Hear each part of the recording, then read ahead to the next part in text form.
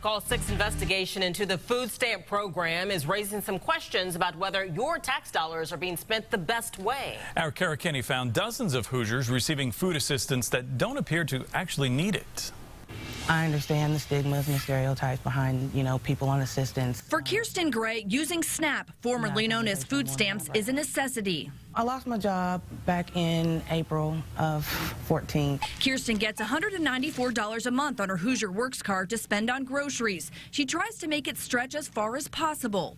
That's what you call a pepper. By growing her own food just out her back door. If you can do it on a patio on the projects, I don't see why you can't do it wherever you live.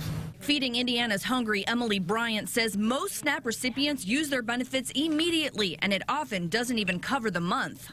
About half of our clients are on SNAP, and they're continuing to frequent a food bank or a pantry. While the program barely makes ends meet for more than 700,000 Hoosiers, we found dozens of SNAP recipients who don't appear to need the benefit at all. We found 30 Hoosiers with debit card balances of more than $5,000, including a Marion County SNAP recipient with an $11,000 balance, a Hamilton County person with a $12,000 balance. The highest balance in Indiana belongs to someone in St. Joseph County. $17,000 left on that card.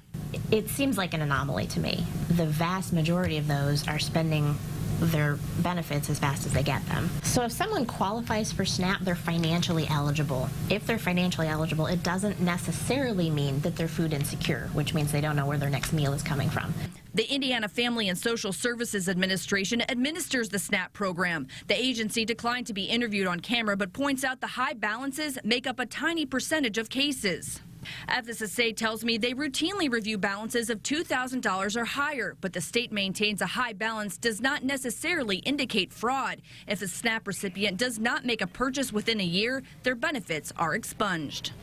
We have a lot of challenges out there. SNAP has faced sharp criticism lately from federal lawmakers. U.S. Congressman and gubernatorial candidate Todd Rokita is concerned about what we found, telling us the findings by WRTV 6 provide further proof that our welfare programs are in desperate need of reform. We must make sure that taxpayer dollars are going to people in real need. And that seems like an extremely high balance for nobody to say, hey, I get a redetermination letter every 6 months. Meaning the government makes sure Kirsten and her income level still qualify for SNAP. She says there's a lot of people like her that need help. Food is something that should be available to everybody.